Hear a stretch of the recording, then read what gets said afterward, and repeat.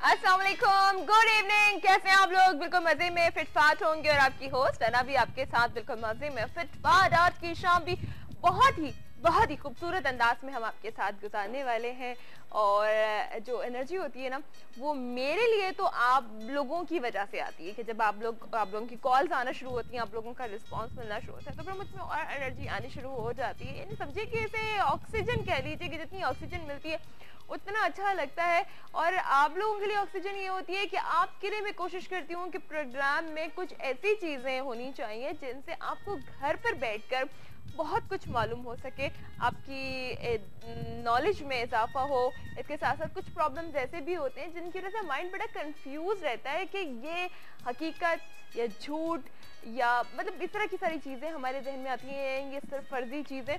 तो आज का जो मेरा टॉपिक है ना वो थोड़ा सा हटकर, आम दिनों से थोड़ा सा हटकर चलेगा।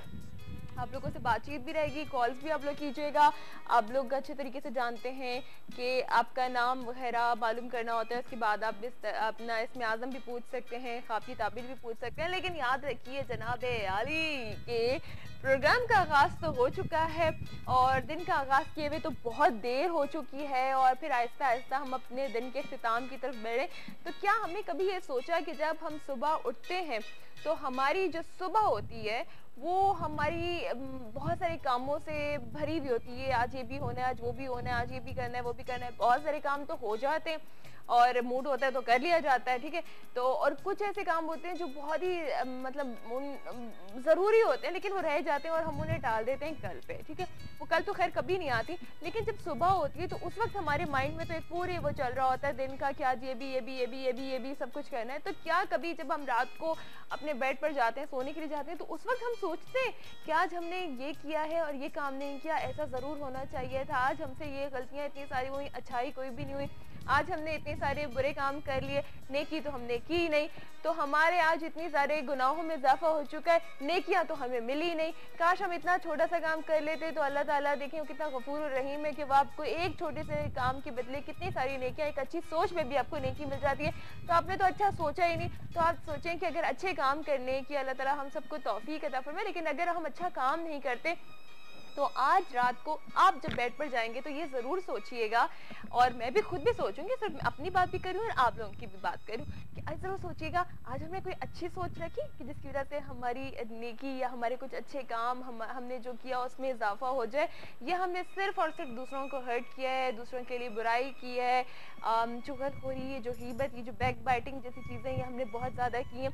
सोचिएगा और फिर आपको हर दिन पता चलेगा कि आपको खुद अंदाज़ा होता चला जाएगा कितने अच्छे काम करते हैं और कितने आप बुरे काम करते हैं। क्योंकि ये बात मैंने कहीं पढ़ी थी तो मैंने सोचा कि मैं ज़रूर आप लोगों से आज शेयर करूं, मुझे भी मौका मिलेगा इस अच्छी बात से। मैंने भी सोचा कि मैं ज़रूर सोचूं कि आज रात को मैं देखूंगी कि जी सुबह से लेकर अभी तक मैंने कितने लोगों के साथ बुरा किया या मैंने कितने गलत काम कर दिए और मैंने अच्छाइयाँ कितनी की, या मैंने अच्छा सोचा भी या नहीं सोचा। कितनी दफ़ा मैं लोगों के लिए बुरा ख्याल लिख रही थी, क्योंकि हम अपने आप से तो झूठ नहीं बोल सकते, चलो दूसरों के सामने तो एक पर्दा रख लेते हैं, नहीं जी हम तो इसके लिए बड़ा अच्छा सोचते हैं, तो खुद से तो झूठ नहीं बोल सकते। तो ज़रा सोचें और फिर अपने ज़मीर को अदालत में पेश करें और उसे खड़ा करें और फिर आपको पता चल जाएगा कि आप कितने पानी में हैं। और ये हकीकत है, इस पर बिल्कुल माइंड करने की ज़रूरत नहीं है। मैं अपने आप को भी शामिल करूँगी, आप अपने आप को भी शामिल करें। आज रात से आपने बिल्कुल स्टार्ट लेना है, हर रोज़ का ये काम होना चाहिए।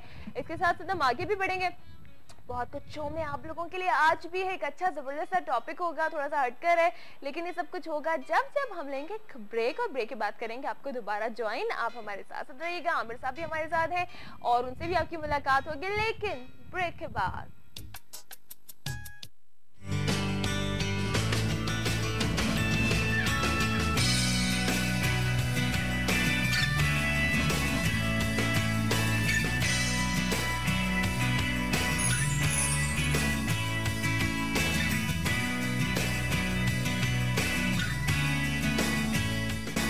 वेलकम बैक, आपके साथ साथ और जनाब इवनिंग लाउंज में अब मैं आप लोगों का वेट कर रही हूँ। तो इंतजार बिल्कुल भी ना करवाएं, इंतजार करना बिल्कुल अच्छा नहीं लगता, वो दूसरे इंतजार होते हैं जो करने पड़ते हैं और अच्छे भी लगते हैं। तो मैं भी आपको इंतजार नहीं करवाऊंगी, आमिर साहब से मिलवाऊंगी और आज का जबरदस्त टॉपिक आपको बताऊंगी और आप लोगों ने आज इसी पर बात करनी है। अस्सलाम वालेकुम आमिर साहब। वालेकुम अस्सलाम, कैसे हैं आप? अल्हम्दुलिल्लाह, आप ठीक कैसे ठाक? हो? मैं भी बिल्कुल मजे में, आप बताइए। और अपने तमाम व्यूअर्स को भी अस्सलाम वालेकुम अर्ज करता हूँ और साथ साथ आज का टॉपिक आप लोग सुनेंगे तो उस पर डिस्कस कीजिएगा और अपने तजुर्बात बयान कीजिएगा। बिल्कुल, तो वक्त आ गया है कि मैं आपको बताऊं आज का टॉपिक क्या।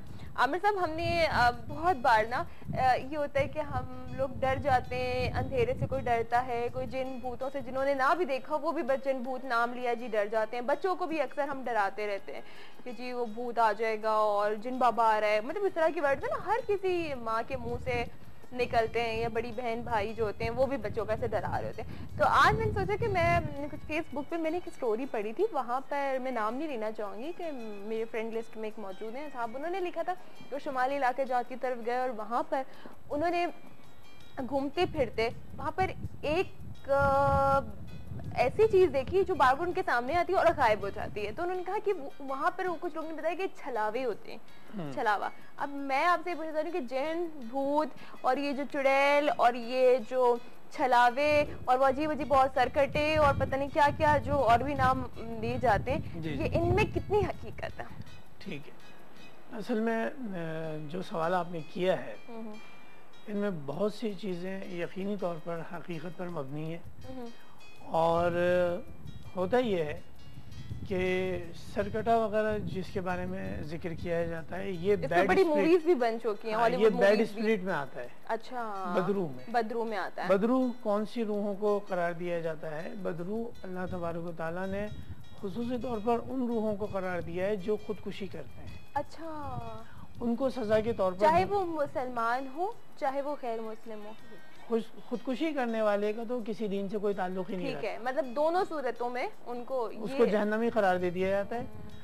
और आखिरत में जब उनकी रूहों को एक जगह पे जमा किया जाएगा तो उनको जहन्नम में भेजा जाएगा। अच्छा, ठीक है ना। रोज़े महशर के दिन सजा सुनाई जाएगी और उनको जहन्नम में भेजा जाएगा और ताहयात वो जहन्नम में रहेंगे, खुदकुशी करने वाले। जी हाँ। और रहा सवाल ये कि जो खुदकुशी करते हैं उनकी रूहों को दुनिया में सज़ा के तौर पे भेज देते हैं अल्लाह पाक, और फिर उनको हमारी दुनिया की जो हवा भी लगती है उससे भी तकलीफ होती है। अच्छा, ये इतना अजियतनाक है। तो फिर ये जो कुछ इस तरह की जो चीज़ें होती हैं वो लोगों को तंग भी करती हैं, बिल्कुल सताती भी। बिल्कुल।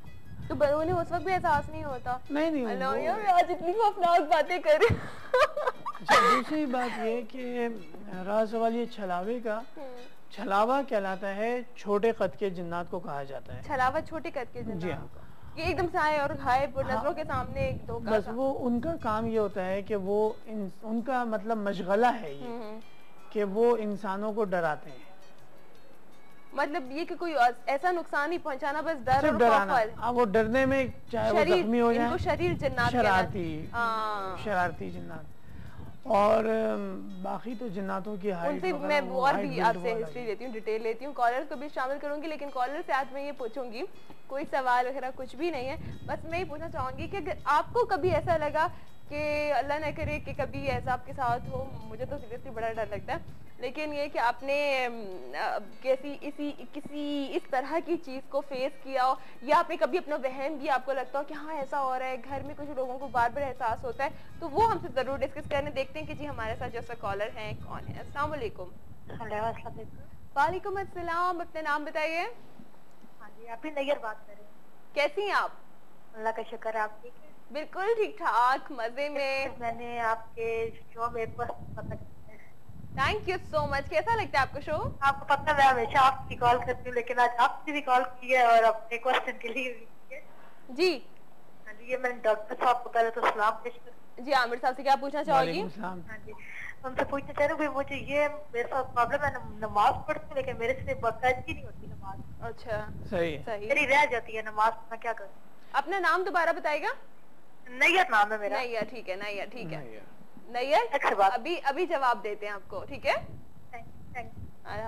इनकी आवाज कट कर क्या थी, मैंने वो वाकया इनसे पूछा नहीं कि अगर इनके साथ ऐसा कुछ हो तो इनका जो सवाल है बड़ा खूबसूरत सवाल है। अल्लाह ताला सबको इसके लिए सबसे बेहतरीन तरीका ये है कि आप बावुजू रहा करें, मुँह हाथ धोने जाएं वजू कर लें, हाथ धोने जाएं वजू कर लें, सब्जी काटने बैठ रही हैं, सब्जी धोने जा रही हैं, पहले वजू कर लें फिर सब्जी धो लें, या सब्जी धो के वजू कर लें।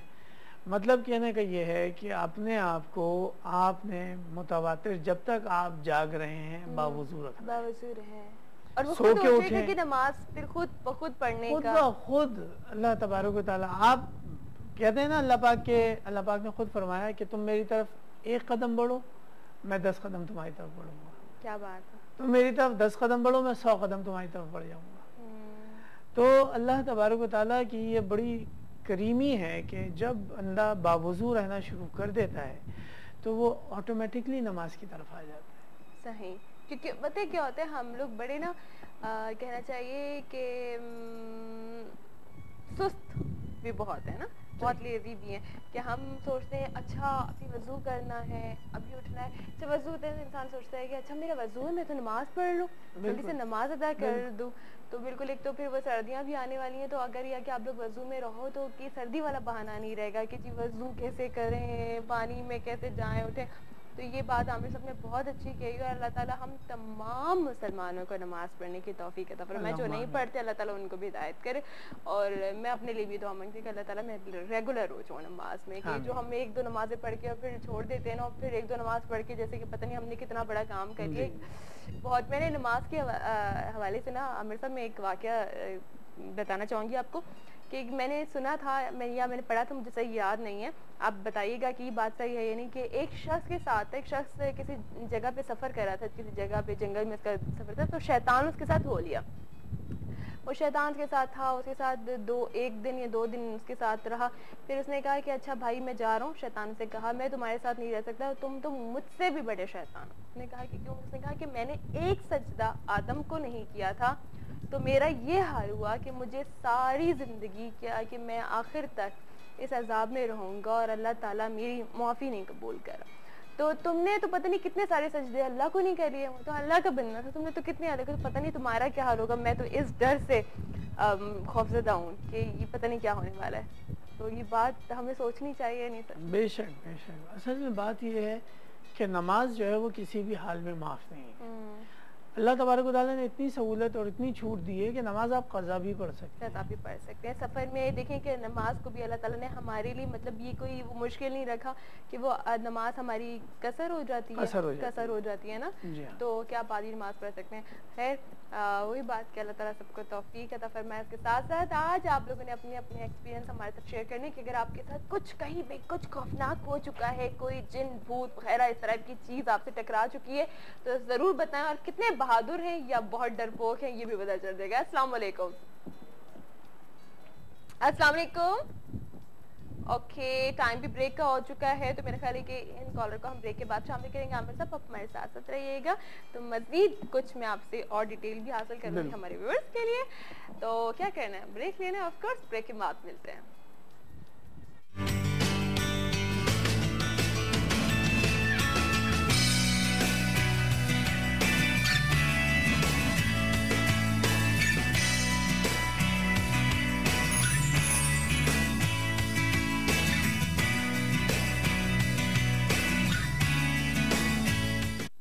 वेलकम बैक, आपके साथ साथ और जनाब आमिर साहब से एक बहुत ही खूबसूरत बहुत ही अच्छा टॉपिक डिस्कस हो रहा है। खूबसूरत मैंने इसलिए कहा कि ये हम तमाम इंसानों के लिए जाना भी बड़ा ज़रूरी है ना, कि हम जो जनाब के बारे में बात करते हैं या कि हम सिर्फ फर्जी बातें कर रहे होते हैं या वाकई इनका हकीकत से कोई ताल्लुक होता है, तो इस पर तो आप लोग अपनी कॉल्स करेंगे। मुझे आप लोगों के एक्सपीरियंसेस चाहिए कि आप लोगों के साथ क्या कुछ हो चुका है, और अगर ऐसा कुछ हुआ है तो ज़रूर शेयर करें। और मैंने ये भी सुना है कि जो खाली जगह होती हैं, जो बंद घर होते हैं, या जो वीरान इलाके होते हैं, या जो जंगलात होते हैं, या जो पहाड़ी इलाके होते हैं, इस टाइप की जगह ना आमिर साहब वहाँ पे इस तरह की चीजों का ज्यादा आपने सब कुछ खुद ही बोल दिया।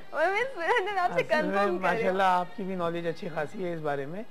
लेकिन मैं आपको बताता चलता हूँ कि मैदानी जो इलाके होते हैं, खुले मैदान, इनमें इनकी रिहाइश होती है, समंदरों पे इनकी रिहाइश है, और जैसा कि आपने कहा कि वीरान घर वगैरह जो होते हैं, वीरान जगहें जो होती हैं, या कुछ बिल्डिंगें बन जाती हैं। हमारी एक जानने वाली हैं कि उन्होंने ऐसी जगह पे अपना फ्लैट लिया था कि उनकी उस ब्लॉक के अंदर बाकी सारे फ्लैट खाली थे, सिर्फ वो थी उसमें।